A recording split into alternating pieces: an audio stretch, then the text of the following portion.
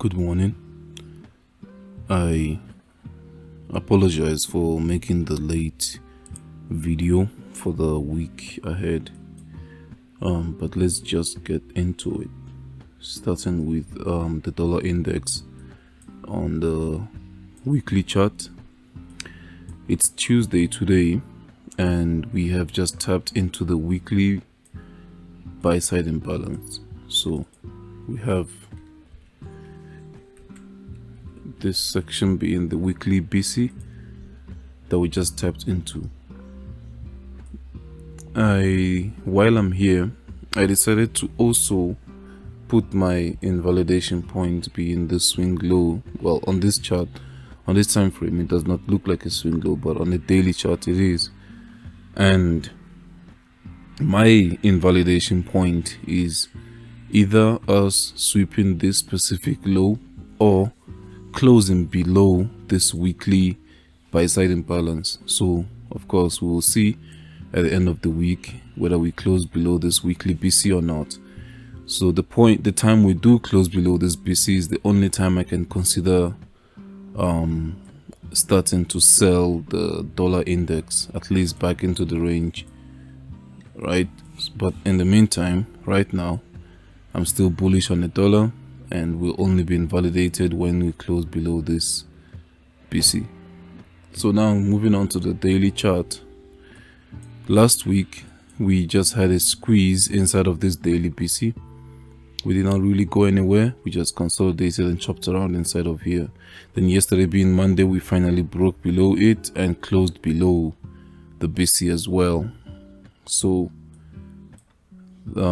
of course, for bullish prices, that's not really what we would like to see, but I like the fact that we just swept the liquidity, and this could be a triple touch that ICT teaches. We got a low, another low, and yet another low. Now that it has swept liquidity properly on a 15 minutes, for example, looking at this low, we can see this is on Monday by 10:30 p.m. I'm also keeping an eye out to see if we can sweep this low, because this is 105.429 and this low is 105.429. So we have perfectly equal lows that I'm looking to see if we can sweep before pushing to the upside. So let's label that. So I would like to see price run liquidity one more time, creating the low of the week being Tuesday today before continuing to the upside. So that's what I'm interested in seeing, but I would like to see it, for me to be really for me to be 100% sure or have a higher conviction on it. I'd like to see the low swept, then some sort of market structure shift with this 15 minutes chart on this level. So I'd like to see a closure above this line, this swing high here, to create a market structure shift. So that's what I'm looking for going into the week. Of course, we can see there's a likelihood it could sweep that low right now, and there, it's been swept. So from here, I'm looking to see if price can go back up into the range, take out the swing high and close above it as well. Then we can look to see if we can get higher prices. So I want this, any price from here, to be the low of the week Tuesday. Of course, as I already said, my invalidation is the end of the week. If we do close outside of this weekly BC, then to me, I can consider the trade invalid. I'm also paying attention to this daily buy side imbalance here, which I ideally wouldn't like to see price trade to, but it's likely for it to come there, but I ideally wouldn't like to see that. So I'm also looking at that.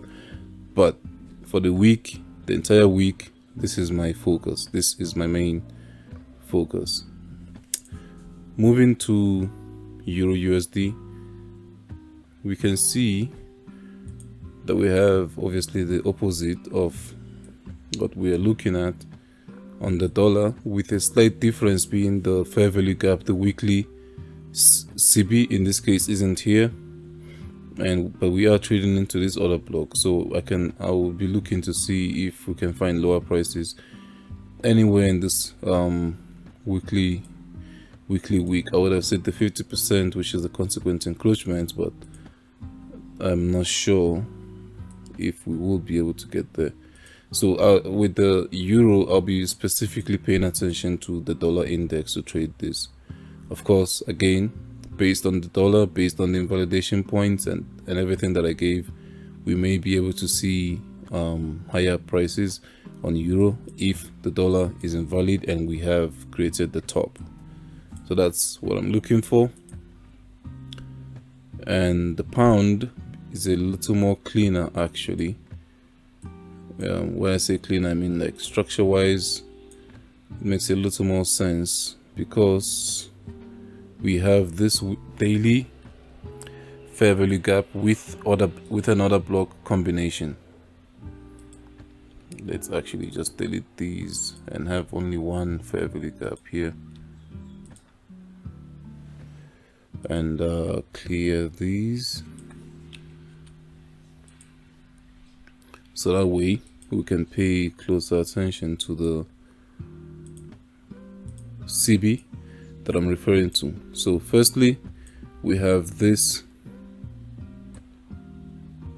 CB, this sell side imbalance from this candlestick's low to this candlestick's high. That's a fair value gap in the form of a CB there. That's the first thing that we do have. Then the second thing that I'm paying attention to is the bearish order block. So I'm looking at that. So if I was looking for a trade idea for this week, I would be specifically looking to see that we don't take this swing high. I'll be looking to see if price can respect this and reject for lower prices. So this is a bearish order block for me, but from a daily chart. So let's label that and also remove this line for now. So this is what I'm looking to see that would potentially support lower prices. Basically where my line in the sand is. Of course, with the pound, there's a likelihood we could also trade higher into this CB before rejecting. But I'm still looking for lower prices until or unless my conditions are no longer valid on the pound. Going to the S&P 500.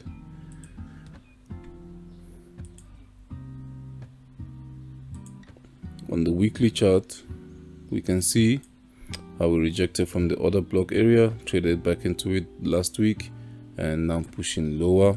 So far, price has been getting to where we wanted it to, because yesterday we swept the sell side liquidity, the first sell side liquidity that we were paying attention to at this level, which also on the NASDAQ was these relative equal lows. You can see we swept it yesterday.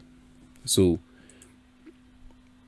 to me, sweeping those liquidities doesn't mean that it's now done or we are done and no longer going lower. I'm still looking for lower prices, especially on this weekly chart, and I'm still looking for this sell side liquidity, this swing low to be swept and this swing low to be swept over there. So how am I looking to capitalize on these moves? I moved down to the daily chart, and before this candle was created, so basically on the weekend, let's just use replay mode to remove that. So on the daily chart, this was Thursday of last week, and then Friday's candle was created. So on Sunday, this was what I was looking at. I was looking at this daily fair value gap here in the form of a sell side imbalance. So I'm looking at this CB, but now we've printed Monday's price over there, and of course now we're on Tuesday, so we have Tuesday's candle here. So but the Monday's price also printed a fair value gap there, tiny one, in the form of a CB as well, but I am more focused on this one because it's also where the true opening price is for the month. So this could be us trading back to some sort of equilibrium before rejecting for lower prices. This is where I would be ideally taking a trade to sell off the S&P 500. So let's set an alert on it.